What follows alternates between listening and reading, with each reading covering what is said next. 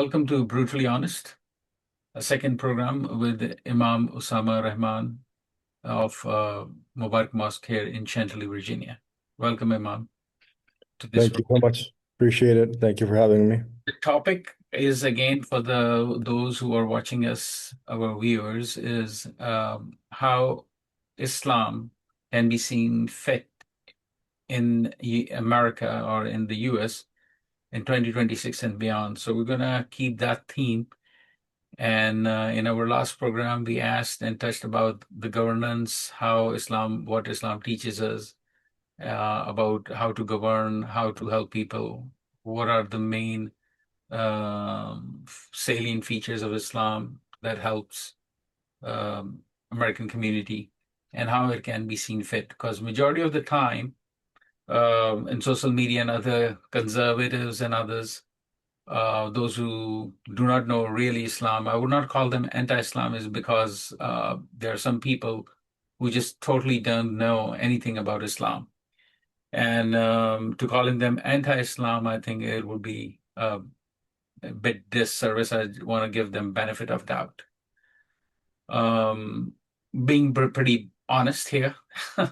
So, having said that, and I want to make sure that those who are watching us or will be watching us in the future should understand that this program is only about cutting through the chase and getting to the actual issues and problems that we in the United States are facing, as well as the world at large. Having said that, I have first question for you, if you allow me. It's how do you reconcile the traditional Islamic concept of the Ummah, which is a global community, with the specific responsibilities and identity of being an American citizen in 2026 or beyond? Yeah. So this is an interesting question. And like you said, there's two aspects to it. That I am a Muslim, but then I'm an American as well. And so how do I reconcile these two things when at times it seems like they are opposing one another? Um, so I believe, first and foremost, that I believe Islam gives an overarching understanding of how a believer should live their life. And within those guidelines, we are told that a Muslim, should be loyal to the nation or the state where they reside. And so, first and foremost, when we look into the life of the Prophet Muhammad, peace be upon him, who we believe to be, who is the Prophet of Islam, and we believe him to be a role model. And when you look into his life, you see the incidents in his life, we see that how much emphasis he put on loyalty to authorities, to obedience to authorities, to your covenants and your pacts and your treaties, honoring them, at times honoring them more than the honor of a believer to the believer. So, yes, we're supposed to be one united force for good in this world as a global community of Muslims. But at the same time, we need to understand our responsibilities living in the nations or the countries that we live in. And for me, it would be living here in the United States of America, under this rule of law or these authorities. And so the narration goes that love of country is a part of faith. And so you have, two options as a Muslim. Either your job, like is every individual's job, be if you're a believer or not, is to advise those in power, advise those in authority, guide them towards,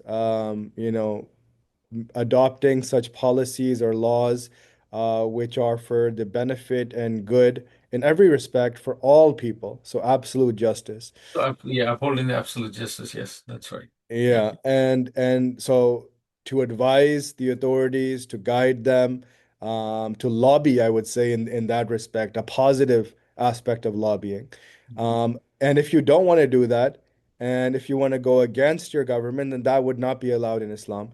Then your option is only one, and that option is to leave. You can migrate and go elsewhere, and that's your right as a human being. So that's all we have. Either we try to advise, admonish, bring up the society at large, benefit them every way, both in the political sphere as well as the spiritual sphere. We do that as believers. We stay loyal, but we, advise, give guidance. And if you don't want to do that and you want to be, speak against, if you feel like you want to rebel, etc., then that would not be allowed, as per my understanding. And your only option then is to leave, and go elsewhere. I want to interject a little bit here. You're absolutely right that in Islam it is not allowed. The other option is to leave. But I think it's prior to that that you mentioned about that, lobbying for positive thing, to letting your government know, where especially as an ummah, when I'm going to go a little bit back on this subject as well. As a ummah, whether you're united being in Muslim countries, the whole or the Muslim community, whatever you want to call it, um, I think the primary thing should be upholding justice, period, regardless. So you do justice in your own house first, and then you go through from your own house to your neighborhood, to your city, to your country, to your, uh, close by countries, and then internationally. I think that is lacking, but I think the teaching is there. It's a matter of the fact whether West accepts Islam and starts practicing this, or the traditional Islamic countries would practicing that. That's what, in my opinion, that has to be seen. And you mentioned that about getting, moving away. Now, the fact is that, yeah, that's just the least resort. But if you have opportunity, like here in the United States or mostly Western countries, where your elected officials are listening to you for the most part. Whether they do it or not, that's a separate story. But they at least listen to you. You should convey them. But if they don't listen and you think that it is compelling, that Yeah. justice is not being upheld, and then you're saying that Islam says that if you feel that they're not being listening to you, and you feel like rebelling, then it's better that you, instead of rebelling, you Hmm. should go away some other peaceful land or wherever you want to go. So For in other sure. words, Islam in no way teaches us to pick up arms against the government or anything like that. Thank No, you for the definitely. clarification. I really appreciate that. Definitely. I also want to ask you something that some scholars argue that the U.S. Constitution, this is again U.S. Constitution, like I was just telling that, over here we have the opportunity. Constitution and Islamic principles share a common goal. If you see it, Islam is a secular religion. Teaching that's secular. So there are some commonalities in the U.S. Constitution, as well as what Islamic principles of justice are, and human dignity. Where do you see the strongest alignment between these two frameworks today? Like, in other Hmm. words, U.S. Constitution is there, and you have already mentioned about as justice aspect right now. Hmm. Yeah, for sure. Definitely. So, where do you Mhm. see how these frameworks align Mhm. together? Yeah. So I do believe that many of the allowances, or I should say freedoms, which are in the framework of the Constitution, and the Bill of Rights, those same freedoms are also outlined in the Holy Quran, which we believe to be the law in Islam. And you can speak about freedom of conscience, freedom of religion, other freedoms present as well. But I think that, the founding fathers of this country, they based a good amount, maybe not majority, but a good amount of, the text of the Constitution off of principles of religion. And we see that, many of these figures were, in some shape or form, either attracted to religion, or study or students of religion. It's even stated regarding Thomas Jefferson, I believe, right? Yep. That he loved comparative religions actually, and he actually owned a copy of the Holy Quran as well. And so, Actually, yeah, I'm go sorry ahead. to Yeah, interject go since ahead. we're in the topic of Thomas Jefferson. I went to the Thomas Jefferson Memorial, and Oh, those who have never been, they should go. read the inscriptions from his texts that are there, it is like as the interpretation or the translation of the Holy Quran's certain verses. Oh, really? Like Oh, that I similar. haven't been. Okay, Yeah, okay. it's like that similar. Interesting. I have Yeah, taken yeah. some pictures some years ago. I may have Okay. to find out. I may share it one time over here. But yeah, it's amazing. Yeah. It's No, for amazing. sure. No, that's very nice that you shared that. For sure, the founding fathers, which I'm trying to say is that these core principles, which are in all faiths, because we believe the source to be the same, which is God Almighty giving this, knowledge and guidance to all of humanity from time to time. And so I believe that, those foundations are also found in the Constitution because these individuals were also, individuals that had some sort of affinity to religion or faith. And so I do believe that there are some parallels or something similar present. Like I said, those freedoms that are afforded are also seen in the Holy Quran as well. But even if you take it to be something even very, very small, the longest verse actually of the Holy Quran, it speaks about business transactions, and it speaks about dictating or writing down, having written records of transactions that take place, business dealings that occur, and that same thing is amazingly found, in the framework of the United States and the way that, uh, it's governed, the way that we do business here. And so we see that at times, unfortunately, that these countries are actually following Islamic law better than some so-called Muslim countries. And so I do see similarities. I'm not gonna, say that it's 100% aligned with exactly what Islam says. I think there's shortcomings here as well. And I think there's shortcomings in Muslim countries as well, for sure. But I do see those similarities definitely. Some are major, some are minor, like I mentioned, even writing down something as small as, a transaction or giving receipts or having written records, etc. But I do see that. Yeah. Yeah, but I mean, give an example of a Muslim countries. I don't think even, well, it's my opinion. I'm sorry, but I don't think they are at all um, following the holy book, the Holy Quran, their own, Holy Quran in there. Because if they were doing it, things would be different today for Yeah. those countries and the people over there. But Mhm. anyway, you're right, absolutely. Um, Now, moving forward, as America, I'm talking about the American issues here. As America moves further into the mid 2020s, well, it's not mid 20s, but it is mid 20s, but now gradually going to near 2030s. Issues like economic inequality, climate change at the forefront. We have different issues.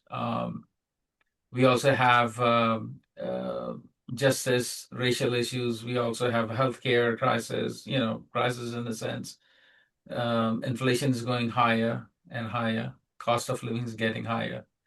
And these are related to obviously economic inequalities. Wages are still stagnant, they are not increasing as it's supposed to in terms of, the inflation, the way that inflation rises fast. Yeah. So what specific Islamic ethical teachings do you believe are most fit to address these American issues or crises? Uh, Yeah, for sure.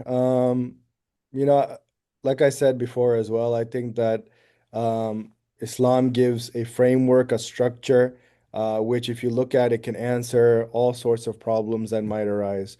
So we all know we're living in a capitalist society, and there are some benefits to capitalism, but there's a huge downside as well. And that downside is greed. That downside is taking out empathy from, the society, the civilization. And because of that, the rich get richer and the poor get poorer, right? In that sense. mhm. And so I think that when you look at the Holy Quran, there are many things, but, three things that I would say that kind of point toward what the Islamic understanding of an economic, a successful economic society or a country in that sense.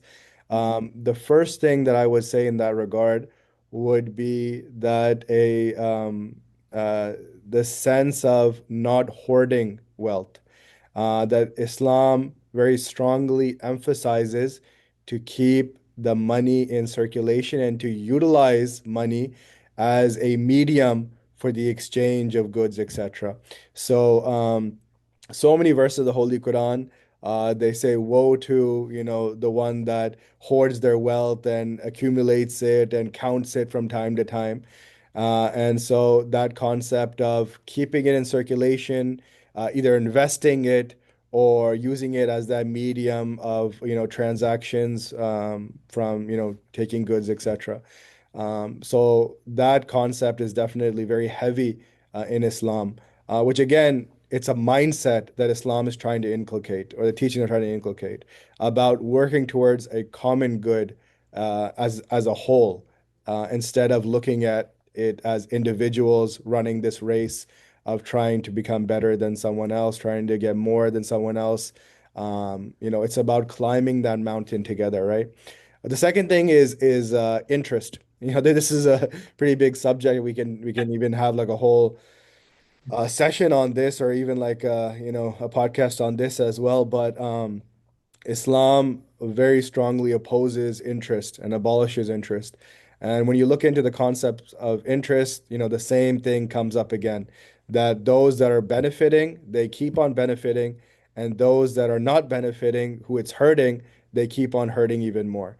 And so that also creates a distrust, it creates an atmosphere which is not conducive to peace, which again, the whole in aspect of the economics of that society, some are hurt and some benefit way too much. And then the third thing, which I kind of think kind of ties into both of these aspects, is the emphasis again about a levied tax, and also emphasis on voluntary contributions.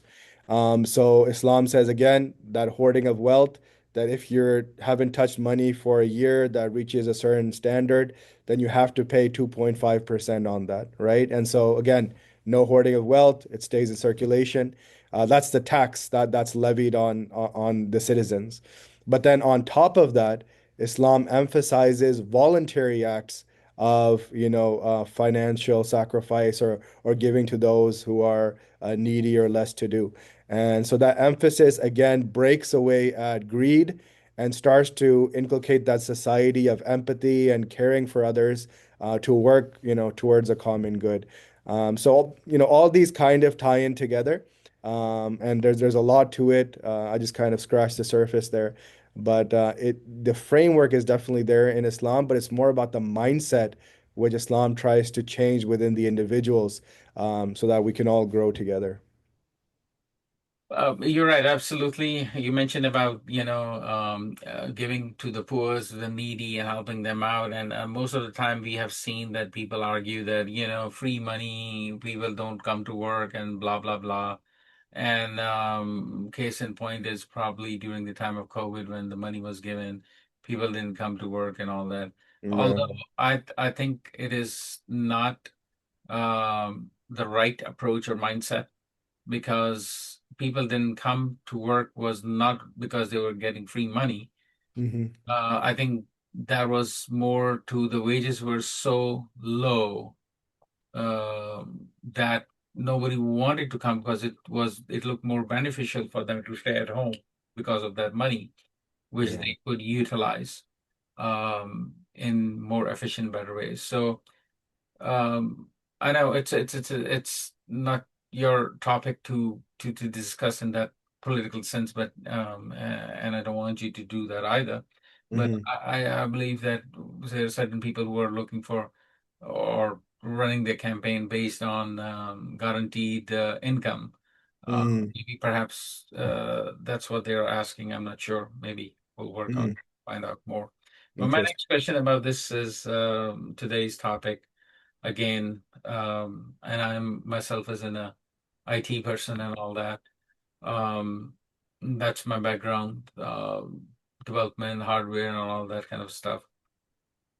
All the AI, artificial intelligence, the buzzword of today's, everything is AI, Mm, editing this and that. Uh, Videos on social media are being made using the AI. By the way, this program is not an AI made. This is a live discussion. So I just want to give the audience this thing that it's not an AI generated video, but you see the AI videos are being generated. At least I am noticing a lot of filth is being, um, it is being used for filth, quite honestly, instead of the actual purpose. My question sure. is, with the rise of this digital influence in AI, how should the community, and when I say community, not the Muslim community or Ahmadiyya community, in general, as a society, approach the concept of modesty? First, I want you to answer in the general broad terms whether for the American people who are, regardless of their religion, faith, or if they don't have a faith, whatever you want to call that. Hmm. Um, Answer in that perspective first, then answer in terms of true Muslims, the supposed or true Islam perspective. Sure. Um, so the question is that how should the community or the society approach the concept of modesty and ethical consumption in a hyper-connected American society, Hmm. especially with the digital age, AI, and all that, you know? For sure. For sure. Yeah, I think my understanding of pretty much everything is that there's always pros and cons. There's always, positives and there's negatives as well. But especially with AI, last, couple years at least, it's been, steadily gaining ground. People are getting, more into it. They're starting to utilize it more. But what I see is that there's still a lack of full understanding, or not full is maybe, even too high, but somewhat of a basic understanding of what these tools mean, how to utilize them properly, what are the ills of them, how do you realize that something is fake? So all this in this society, for sure, if you're a believer or non-believer, like you said, that we need to be educated, and we need to know and be cognizant of, what's happening with this new age of AI. And so me personally, and our community is doing a good job of this as well. In the last 1 month, I've been in two such sessions that they're speaking about, what is AI, going over the basics, what are the negatives to it, how do you properly utilize it or use it for, the good aspects.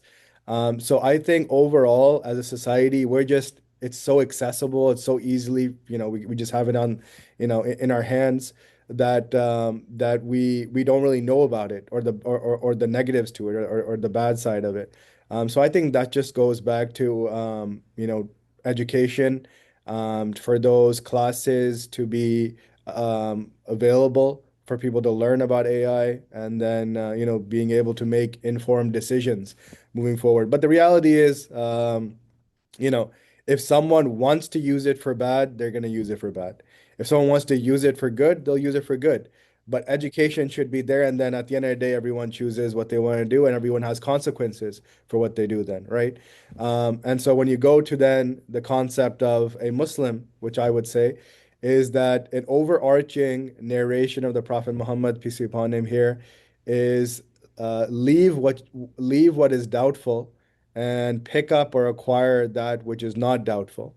And so, in that respect, a believer's heart guides him or her.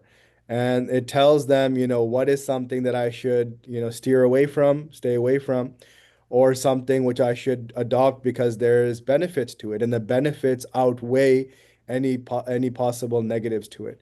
And so I think that is, something that is guiding a believer's heart. And if an individual wants to stay modest, because modesty is very important in Islam, as you would know, that they would, with the education aspect, like I said, with the understanding of how it is utilized, they would be able to steer clear from the immodest aspects to it, and utilize it for the good.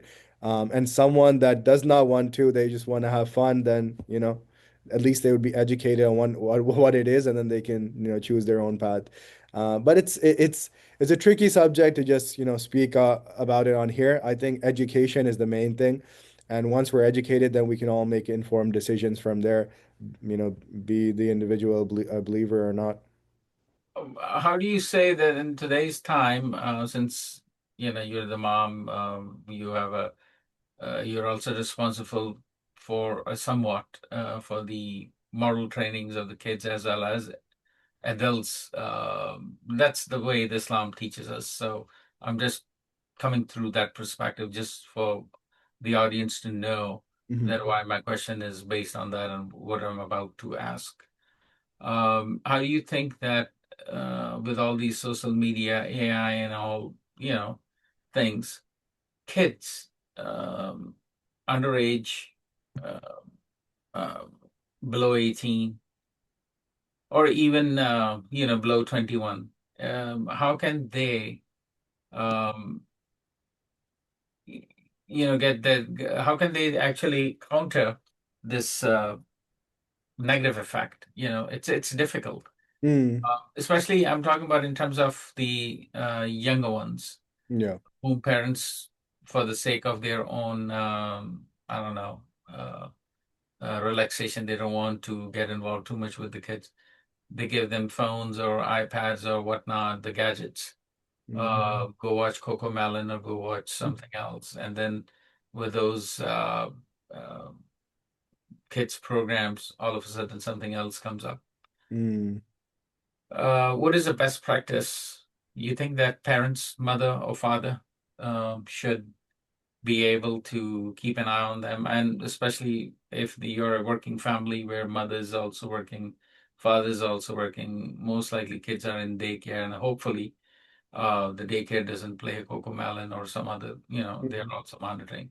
yeah. But the oversight is very little at that time. Once you're not in front of your own eyes of your own parents, Yeah. you cannot guarantee anything. Sure. Sure. Having said that, what do you think? How should one approach Mm, ensure the deprogramming of these videos that mm, can influence negatively yeah. on the Yeah. child's mind? No, definitely. Yeah, this is probably one of the biggest challenges of modern society for sure. And we're seeing, all sorts of problems and, different types of diagnoses that are coming up now due to some give heavy blame, some lighter to this this media, this spending too much time watching shows, etc. at an early age. They had like a study in England where they spoke about children under 5 years old and their screen time and how that has such a negative effect on the development and the brain development, etc. So the reality is, and our spiritual head, our spiritual leader in our community, he Mirza Masroor Ahmad, may God strengthen his hands. He's been speaking about this subject for a very long time, and again, it goes back to education for the parents, understanding for the parents, and then for them to realize their role. That that aspect of living within your means, living a sustainable life within your means, and not having to, be in that rat race that everyone's working and you're trying to get better and better and better and all that. Yes, we need to earn a living, but, to the cost of what? Is it affecting or hurting our families? Because the most important thing is the family unit. That's a Muslim stance, and I'm sure most of the world that's not a Muslim would have that stance as well, that your most important asset is your children. Your most Yep. important asset is your family. And so if it's coming to the detriment of your family, then that rat race has no significance. So there's a lot to this. Spending more time with the children, even if one parent has to, lower their workload in some way, maybe one parent is stay at home.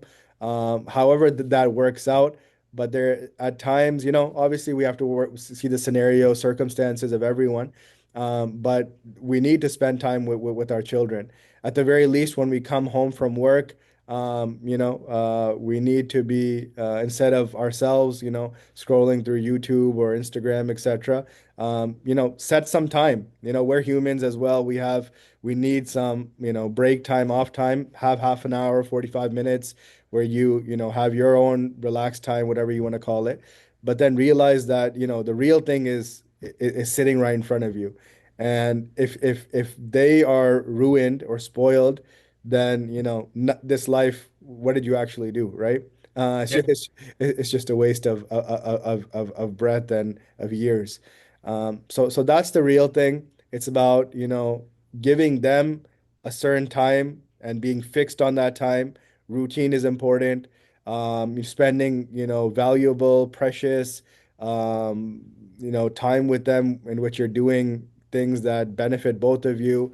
Uh, Right. have fun. It's just we need to understand as a community and as parents. I'm a parent as well. That the most precious thing is our children, and if we spoil them, then this life really didn't.